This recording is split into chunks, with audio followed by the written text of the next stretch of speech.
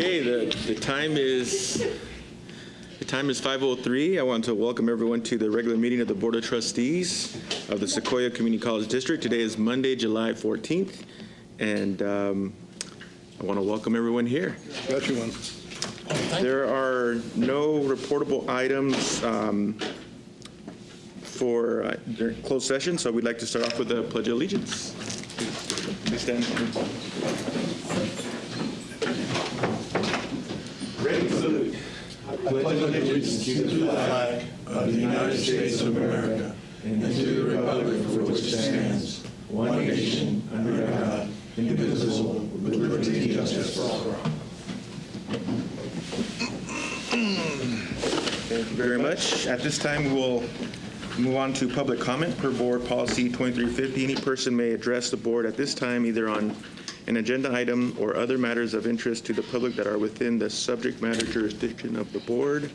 A maximum of 5 minutes is allowed for each speaker, with a maximum time of 15 minutes per item unless otherwise extended by the board. I'd like to invite anyone who has public comment regarding items or public comment concerning items on the agenda. No? Public comment concerning items not on the agenda. Okay. All right, well, at this time, we'll move on to the board and executive staff reports. There is no student trustees, so we'll start off with board member reports. Trustee Sherman? No report. Trustee Nunes? Thank you. It's been kind of quiet. No report from me as well. Pass.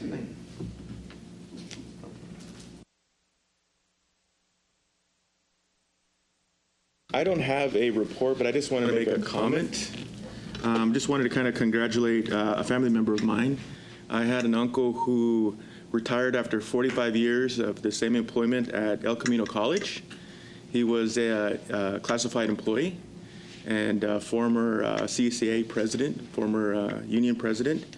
And so just this last week, he retired after 45 years. So I appreciated the amount of time he spent in his position to make a difference for students in the El Camino College area. So just wanted to acknowledge him. What's his name? His name is Jimmy Macareno.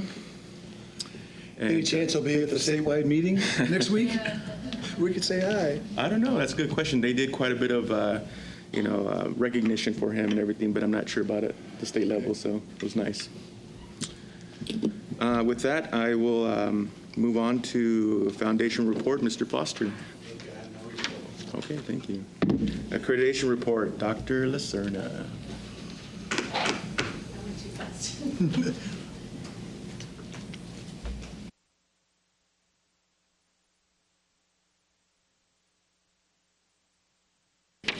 Update for this past meeting. So the first thing that you have is the commission actions on institutions. The ACCJC met in June of 2025, and as you see in front of you, there was one college that was reaffirmed accreditation for 7 years, which means they used the old standards in their review, and 6 colleges on the next list that were reaffirmed accreditation for 8 years. And that means they use the new standards that we are using as well. There were 3 colleges that were reaffirmed at accreditation for 18 months and require a follow-up report with a visit. And it's interesting to know, so on those 3, all 3 of them were requested to do a follow-up report with a visit. They were all 3 for distance education. So they did not have regular and substantive interaction found when the ACCJC team viewed their online. That means they've got to fix everything and have a report back in 18 months. There were 6 colleges that had a follow-up report and were reaffirmed accreditation. There was 1 college that was issued a warning and a follow-up report within 18 months, College of Marshall Islands. And 1 college was mandated to show cause and required to show a show cause report within 12 months and accepted a teach-out plan, and that's California Preparatory College. And you can look into that a little further, but it was mostly fiscal issues surrounding that college. Okay, any questions on that? Otherwise, we'll go into the main report. from the ACCJC. This is the update from June 27 that was included what I just shared with you. All colleges submitted their annual report. We submitted ours in March, and they wanted to share that there's a lot of innovation and student-centeredness overall in the reports. If you go to the next page, Kenneth, that some of the main points that are enrollment across member institutions increased by 8.9%. The credential attainment surged, increasing by 6.6% for awards and certificates, or associate degrees, 13.8% increase in certificate achievement. And then their licensure pass rates also rose an average of 88%. And so there's a lot of great work they wanted to point out is happening across all of the ACCJC institutions. The ACCJC has also been working really closely on the federal level and collaborating with other accrediting agencies in response to more information that will be coming out in the next month or so on that. And then lastly, there is the ACCJC undertook a comprehensive review of standards, policies, and practices, and tried to align that with the Federal Higher Education Act, federal regulations, the updated Department of Education guidance, and conversations with the Department of Education's accreditation group.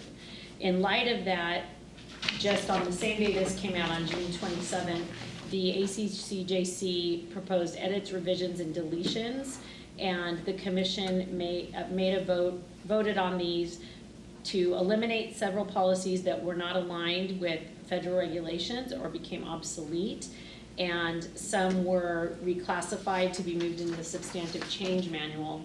And then the difficult decision to revise our standards was to align with the newest guidance from the federal government, and we have changed language to some of the policies, and that information has gone out to everybody to review that. So there's change in language that aligns better with the Higher Education Act as well as the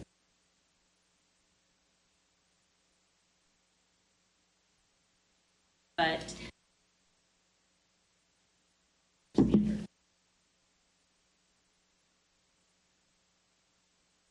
is in another email that will be going out to this as a COSE news. And then the other thing is then we are in, as you know, high-speed mode for our accreditation, and so Dr. Harris and I met today, and we've basically finalized the accreditation core inquiries response that is due September 1st.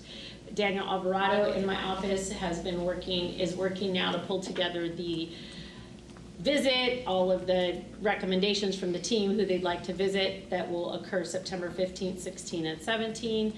And so we're working hard on that. Francisco Banuelos will be stepping in as interim ALO, Accreditation Liaison Officer, while I am gone. And he'll be working closely with Dr. Calvin, who was our lead on accreditation with the ACCJC, the lead person, as well as Daniel Alvarado and Dr. Sarah Harris. Good hands, the information's done. We will be reviewing some final versions and have that to them by September 1st. So I feel very confident about the direction we're going, and it'll be ready to go for the next person stepping in.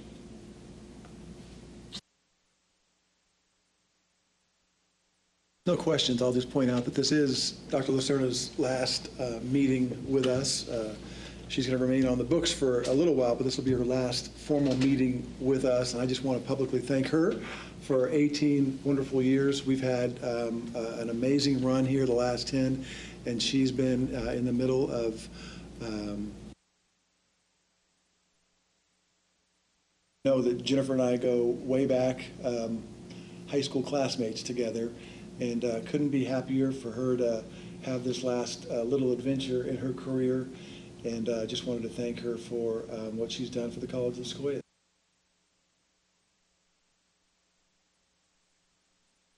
Well, I want to thank you for every time I needed to a student would come to me or something, I'd pick up the phone and call you, and you'd handle it immediately, and I really appreciate that, and appreciate it. I've been with you the whole 18 years, so I appreciate you. Thanks. Likewise for me, your whole tenure here has been my tenure as well. And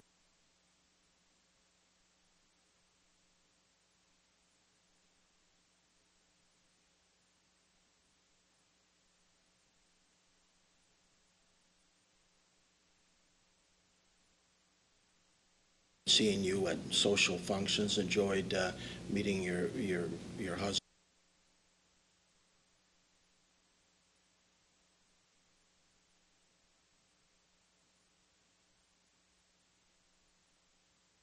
So your term on the ACJC runs, that's going to continue, I suspect. Yeah, there's 2 3-year terms.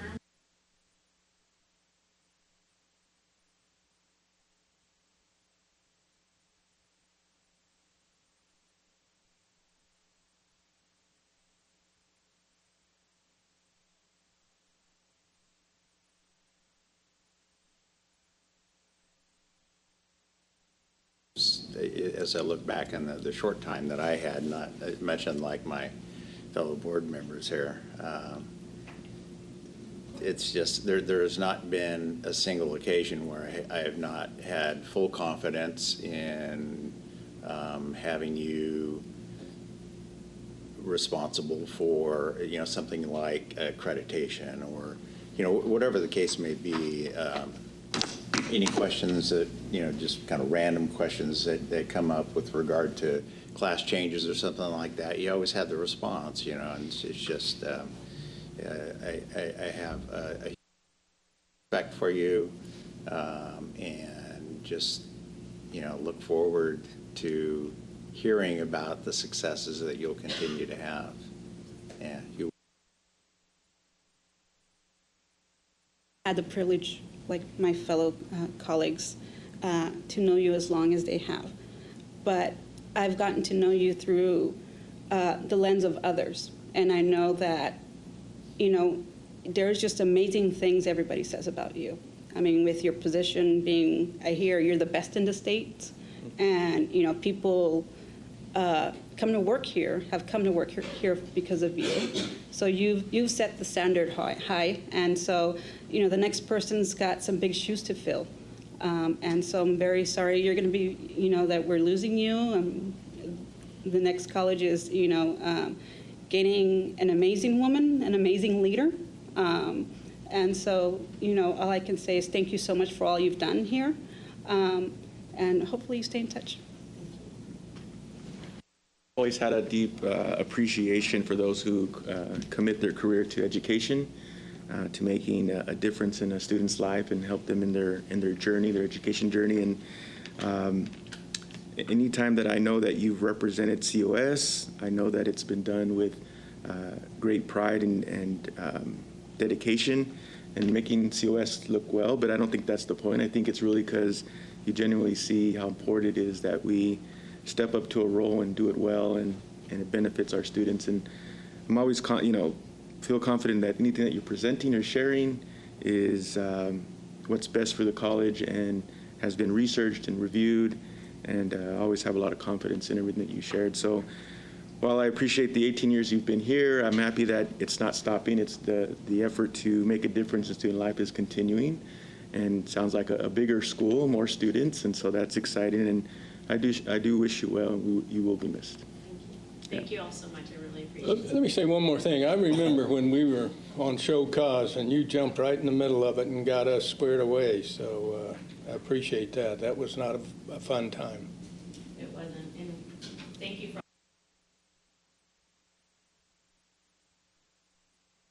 staff and our faculty, our students, and our leadership. It was all a team effort, so I appreciate it.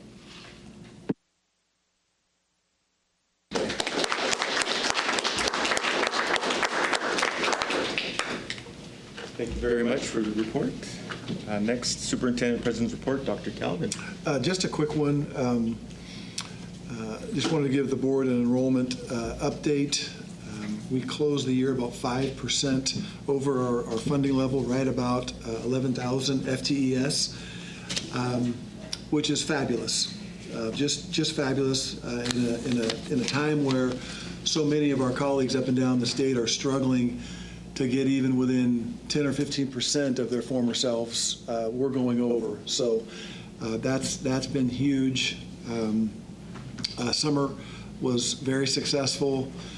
I think we're going to come in just under what we did last summer, which is a good thing. We're kind of trying to trim back a little bit closer to what we actually get paid for. So we came in just a bit under where we were last summer. And remember, all that summer is getting pushed forward because we didn't need it in last year's numbers.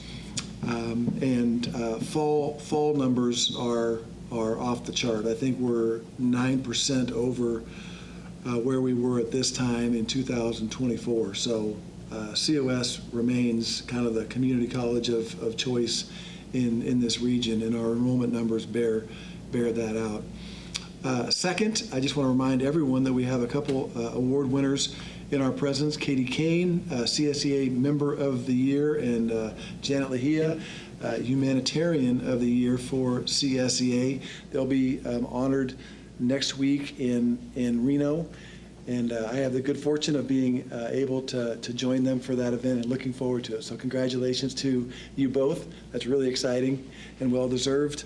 And then finally, board members, just a reminder that we do have convocation on the morning of Friday, August 8th, 8 a.m. in the theater, and 8 to 9:15 or so, we'll have refreshments in the Morrow Gym afterwards, prior to division meeting starting at 10 a.m. So looking forward to seeing all of you there and welcoming back faculty and staff for the 25-26 year. It promises to be a good one. End of report. Thank you very much. Moving on to reports for Academic Senate President's Report. Dr. Arzola. Okay. Costa President's Report, Ms. Redden. Don't see me. On to CSEA President's Report, Ms. Kane.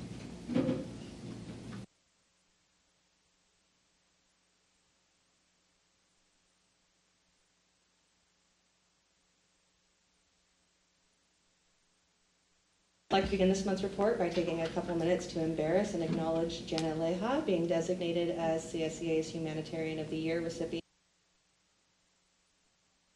Humanitarian.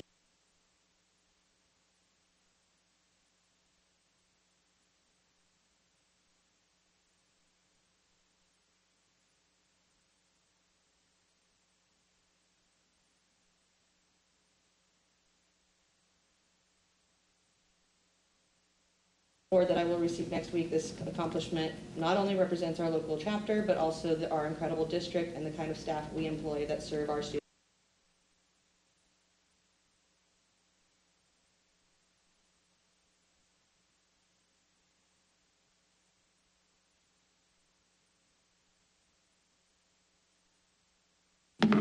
More impressively, after her 40 hours at COS each week, she spends her evenings and weekends working at Karen's House Emergency Domestic Violence Shelter.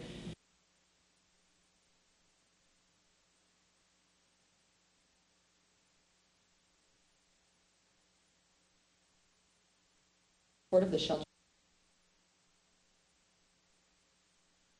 Supports the Child Enrichment Coordinator by hosting events like carnivals, game nights, and holiday celebrations and activities for the families that are staying in the shelter.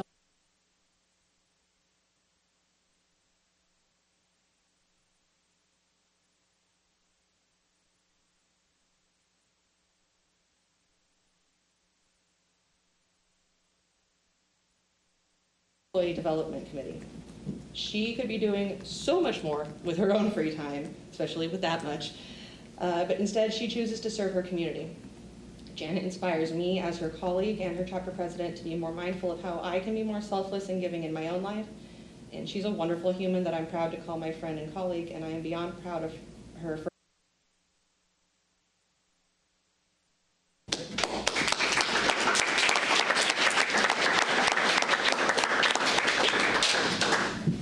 CSA would also like to acknowledge the conclusion of our 2025 reclassification negotiations, and he's not here, I don't think.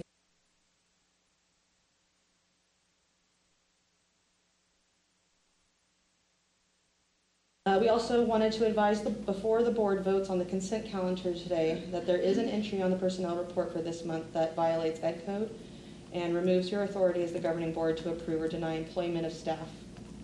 COS board records show that almost all short-term project employees employed by the district since CSEA began tracking in 2023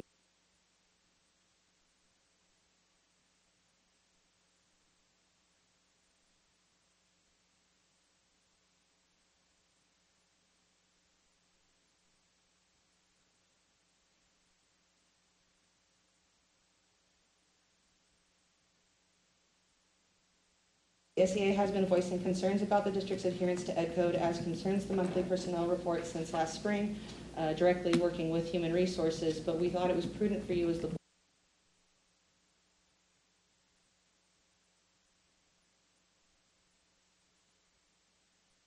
Lastly, district management recently requested for CSEA to allow third-party contracting of custodial grounds and maintenance services for the newly acquired property at 1233 North Century Street. CSEA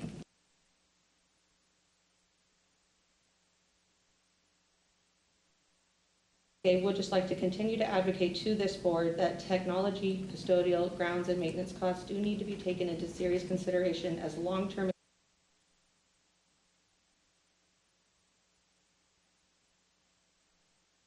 We also would like to advocate that the district move towards utilizing more industry-accepted standards for calculating staffing needs in these roles that keep our physical operations running, as advocated by Jeremy Maliff a couple of months ago.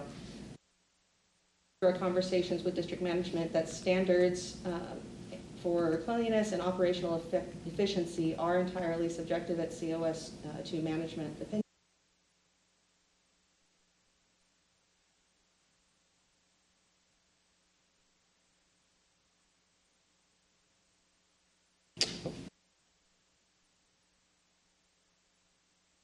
SAFA President's Report, Ms. Alberti.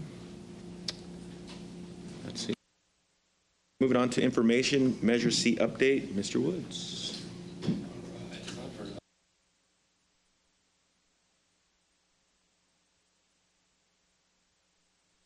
Board, thank you for giving me the opportunity to update you on the progress we're making with Measure C. I've got a PowerPoint rendering, so we will start with kind of a recap of Measure C. If you recall, Measure C was passed in November of 2022. It pertains only to SFID 2, which is the Visalia area, and it was in the amount of 90. Elected to prioritize those funds towards the design and construction of the University Center, which you'll see on this plan. North is to the right. You'll see Mooney Boulevard down along the bottom of your screen. West Tulare Avenue on the left side there. So it's in place of where many of the apartments used to be located, right there on the corner of Tulare and Mooney.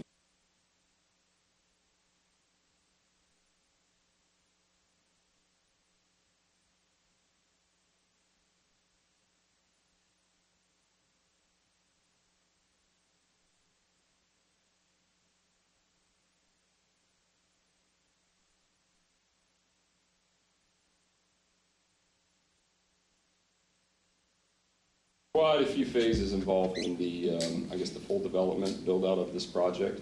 So the initial phase began in last fall, and that was the demolition of the existing apartment complexes and retail buildings.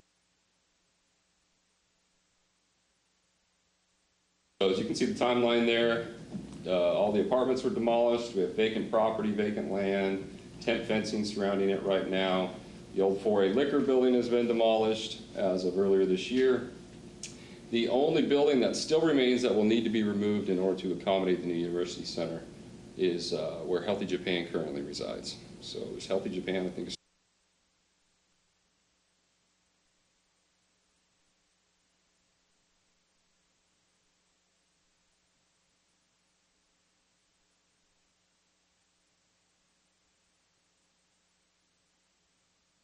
That's been probably the biggest challenge, is being able to accommodate them till their lease expires while still planning on the removal of all the primary utilities and the abandonment of both Meadow and Shady with the city of Visalia. So demolition is primarily complete.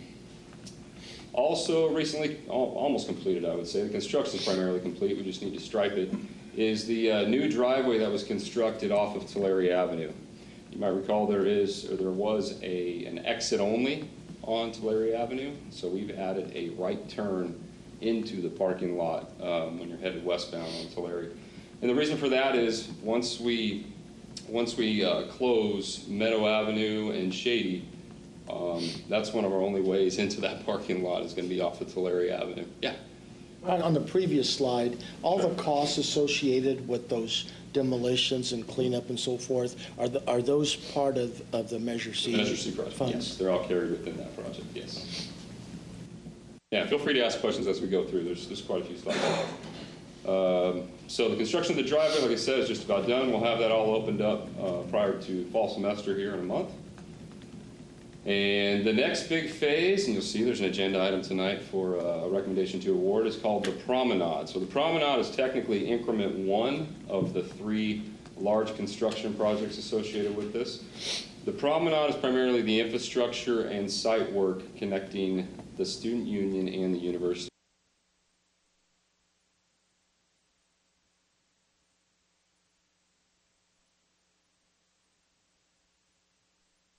All the heavy lifting, if you will, the large improvements on the site, that'll all be done as part of this Promenade project.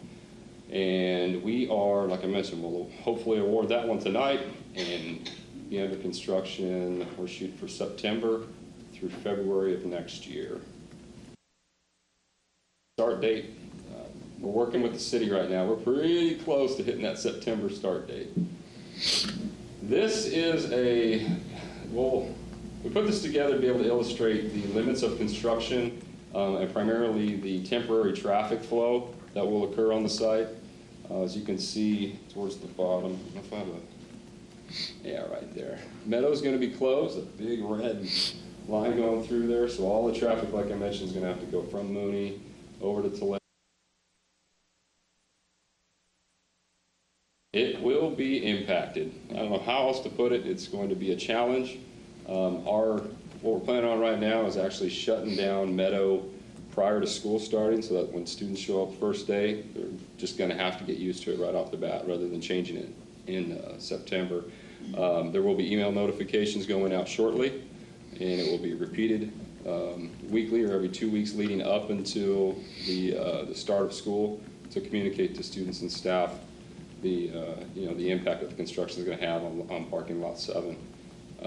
Yeah, Ray, do you have it? Well, I was going to ask if we have our communication extends to Fresno State students as well. Yes, they will be impacted. Their parking lot will be shut down as part of this project.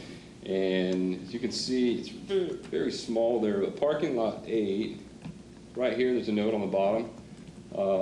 Fresno State, that parking lot in front of the Fresno State building is all marked for Fresno State student parking only. We're going to actually modify parking lot 8 next to Foster's. We're going to stripe half of those stalls as Fresno State spots temporarily during the. You'll also notice that, the biggest challenge with this plan is the only way into campus now from lot 7 over here is going to be right between Thule building and the library. There's no other way around it.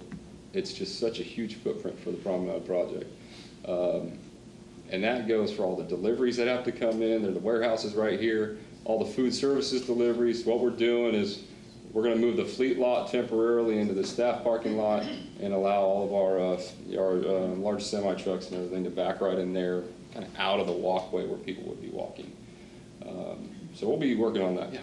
Do we have any concern about the parking once we have the community center up and running? The counts. The University Center.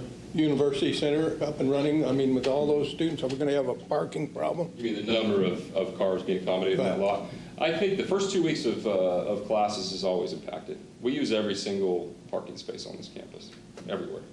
But after that 2 weeks, it thins out. And actually, what you're looking at right now is pretty accurate at what you would see on a normal, say average day in the middle of a semester. So we're using about 2/3 of that large parking lot. Go ahead. Long-term, Greg, I think you're more interested kind of in long-term. Yeah, we will have to, we've got a parking structure on the master plan right now. We're not going to need it right off the bat, partly because Fresno State primarily is scheduling courses a little bit later in the day currently. But eventually, we are going to need a parking structure in Lot 7. We've been working with a couple of our federal representatives, Jim Costa primarily, about some funding ideas for that long-term, because I do think it's not going to be immediate. This won't open itself for another 3 years, and I don't see an immediate need for a parking structure, but ultimately there will be a need for that.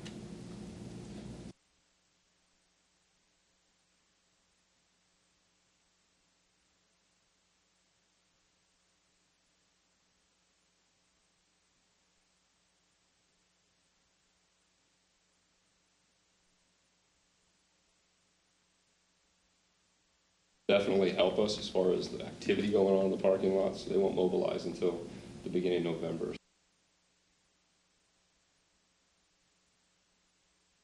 That area, all that fence, the tent fencing up around that project won't go until towards the end of football season. Like I said, this will it'll get cleaned up a little bit, and then we'll advertise it out to the COS community. And then the University Center. So a new 2-story University Center facility, approximately 50,000 gross square feet. To give you an idea, a sense of scale, that's about the size of the Lodgepole building here on the Visalia campus. As far as the schedule goes, we are looking at, I think we're resubmitting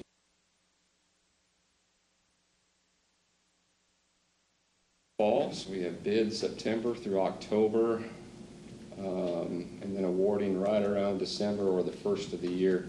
So our goal is to be under construction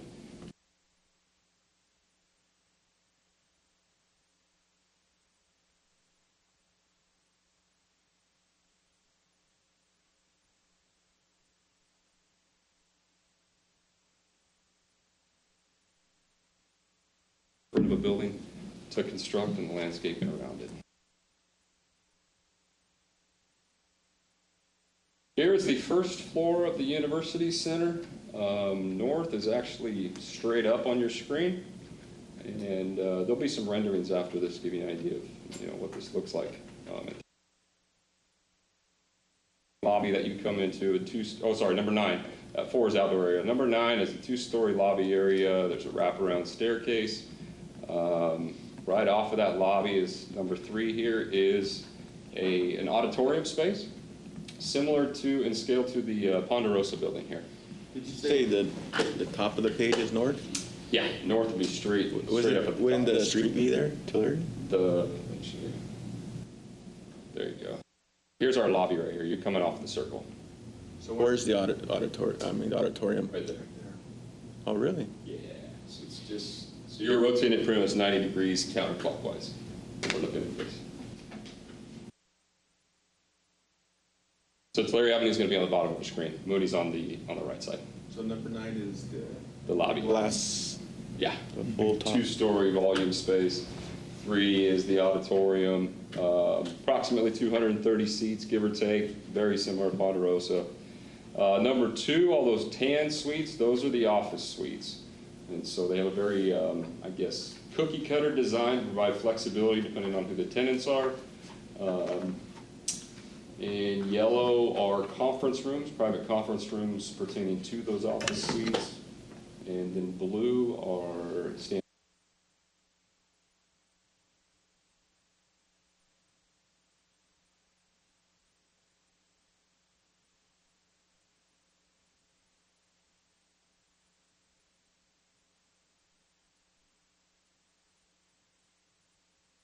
Here's the second floor, so you come up the stairs. Number 11 down in the bottom left corner, that is the science suite. So we have 2 science labs. I believe it's a biology lab and a chemistry lab. And the bottom left prep area,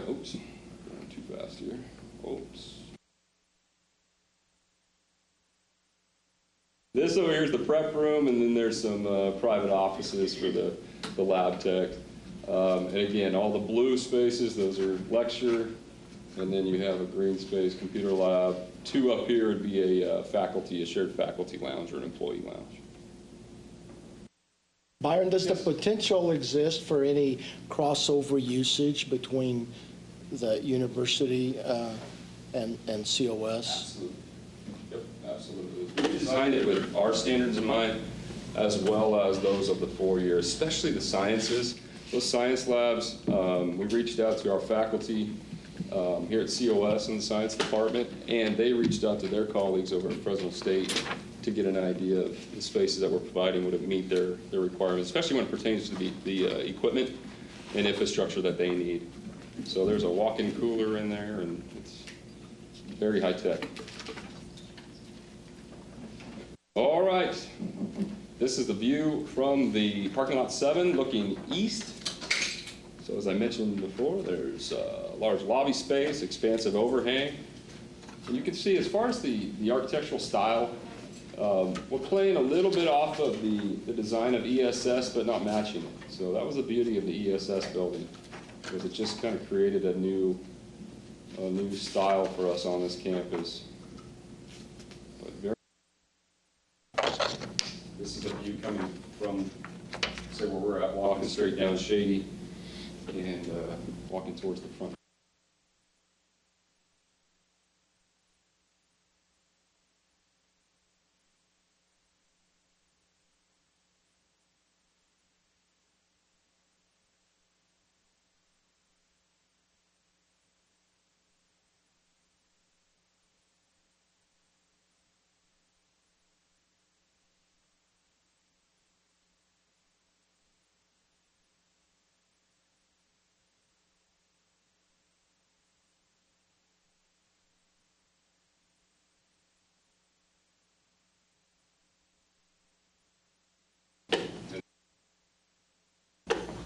That building's looking at, I think we're wrapping up the University Center in, say, spring of 2028. And then starting a few months behind it, next spring would be the Student Union building. So 32,000 gross square foot, 2-story building. The plan is to demolish the Cedar building. In fact, we have equipment coming in on Monday.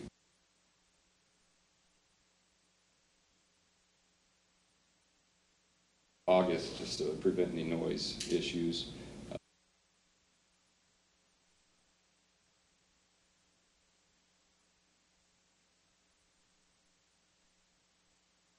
For this building, I'll get into the plans here in a second, but Student Union building, working drawings 40%. We are going to DSA here in, I think, next month, actually, in August. And DSA plan review will be August through, say, December or January. We got to get this thing out to bid, get it through DSA, get approval, get it out to bid as soon as possible.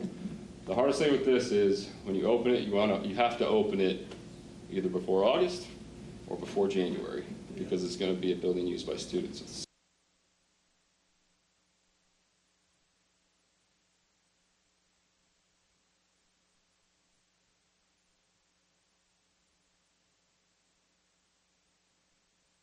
As far as the sequencing goes, Student Union building is going to be constructed right where Cedar building's at right now.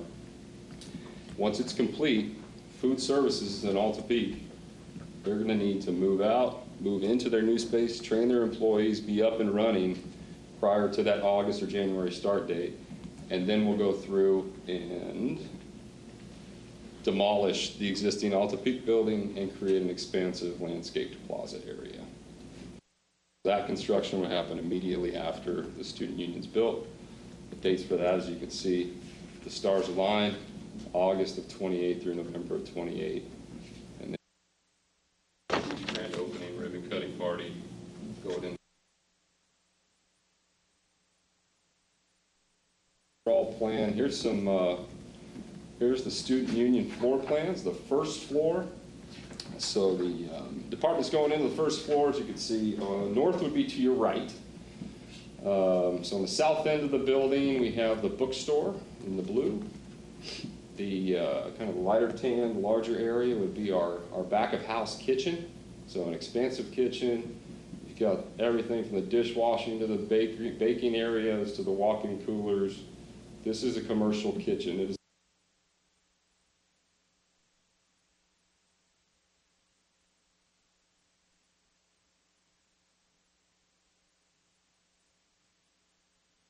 that back of house kitchen feeds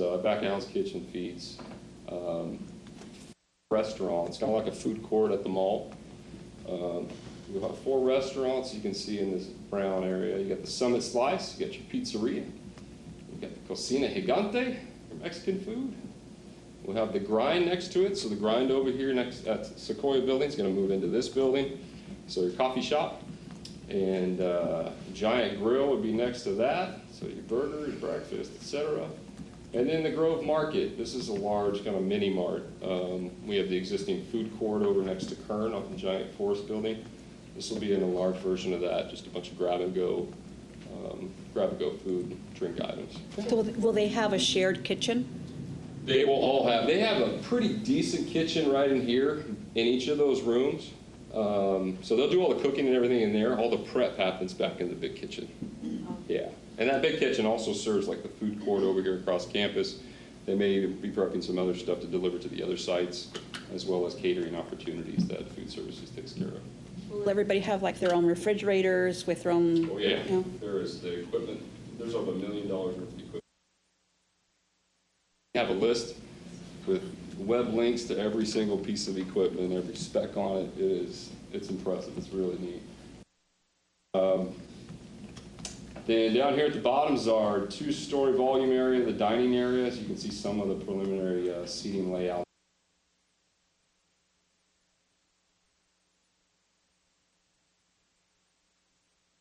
Staff lounge and employee lounge up in the northwest corner there, and it has access to an external patio area as well.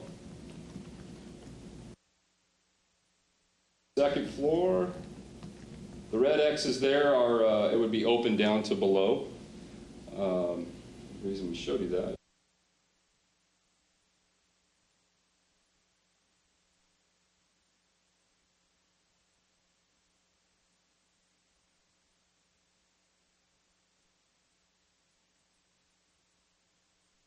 We have student activities and affairs, a conference room off of that, and a transfer and career center, student success program, and then additional student services.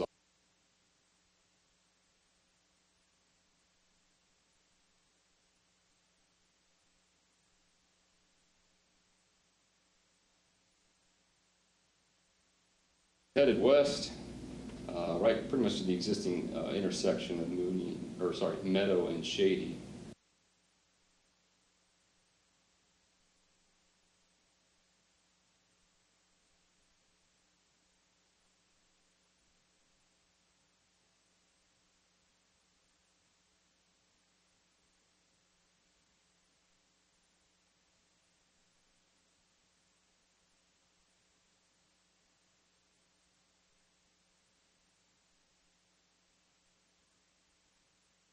Over in front of ESS, this is the view that I would see. Thule is right here in the background.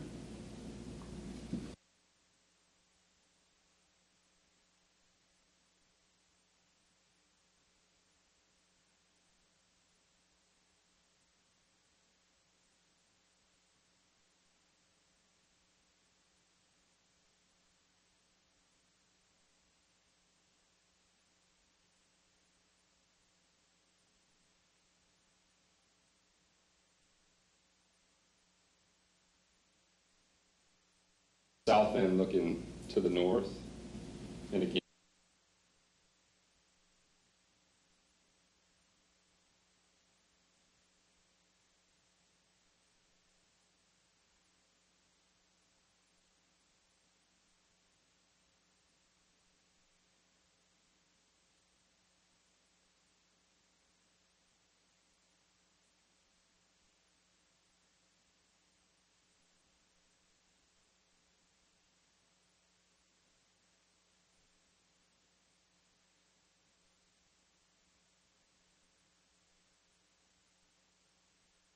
All right, quick recap on our cost. So preliminary demolition, roughly $850,000. You can see the new driveway we installed. Estimated cost for the Promenade, University Center Student Union. We're looking at right around $80 million for construction, including FF&E, which is furniture, fixture, and equipment. Soft costs up on the top right, totaling about $15 million. Puts us right around the magic number of $95 million. Cash flow we prepared a while back.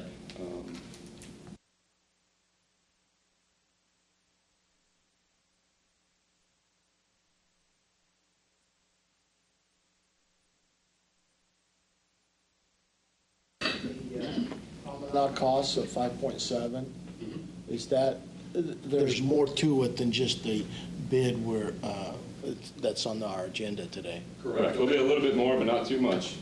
So that's a positive So we have start. a little bit of cost savings, and as a result, it'll go into the contingency right here.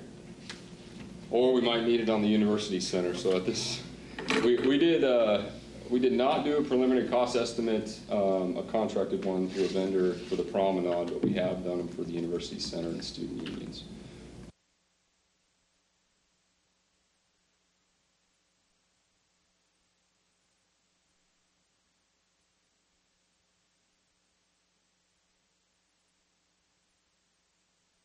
Pile into that 95 million. It is a difficult process, but we're doing well. So as you can see, cash flow, we're looking at wrapping up construction at the end of 2028, and then we'll close the books in the spring of 29. Questions? A lot going on. Very exciting. The next 6 months or next 8 months are going to be, it'll be difficult. I think we've all sat through a lot of presentations from you and President Calvin on this, but I think seeing, it's starting to kind of hit home what a massive undertaking this was and is, and it's going to be amazing when we get to that finish line. I think.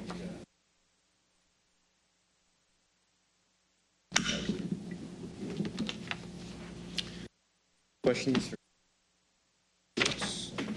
That was it, Commissioner. Thank you. Thank you very much.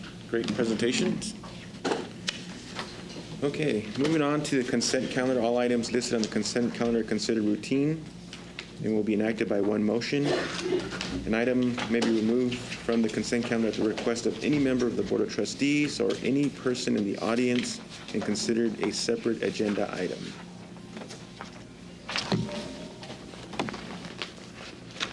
Anyone like to consider any items or set a motion? Move. Second. Motion by Trustee Sherman, seconded by Trustee Lane. Any further discussion? All in favor, say aye. Aye. Aye. Motion carries. Next is action item bid award Promenade. Mr. Woods. Just mentioned, we recently went out to bid for the first increment of construction known as the Promenade Project. This is the site infrastructure and site improvements that will support both the University Center and the Student Union construction. Excuse me. Bids were received and open for this project. And I'm going to the bid tab. There you go. So there's our three bids. Fort Mackey Construction ended up being the lowest responsive bidder, $2,855,000 even. Shortly behind them was Yards Grading and Paving, $3,095,000. Out of the area contractor at $4.8 million.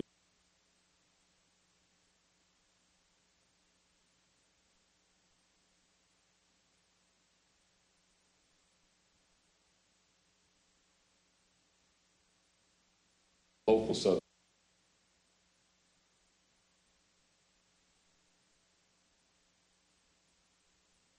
Support their bid, and the district would like $2,855,000. $855,000 for that. And you have a relationship with them. You've Fantastic. used them before. Fantastic contractor. They were the general contractor on the ESS building. Great outfit to work with. You said Lumar listed, you said Los local. Angeles area Los subs. An- yeah. Oh, I They're thought you local. said local. He said They're local. they're local. Yeah. That's Oh, why they're I wanted to local. clarify. That's why Yeah. they were going to haul a bunch of their own subs up here. Yep. That has to be the reason why. Any questions? Any questions for Mr. Woods? I'll make a motion, we approve their bid. A motion by trustee Sherman. Seconded by trustee Lane. Any further discussion? Okay, all in favor say aye. Aye. Aye. Motion carries. Thank you. Thank you very much. All right, ladies and gentlemen, that was a great meeting, a little shorter than normal, but I want to thank everyone for your attendance and your participation, and we'll see you all again next month. Have a good evening.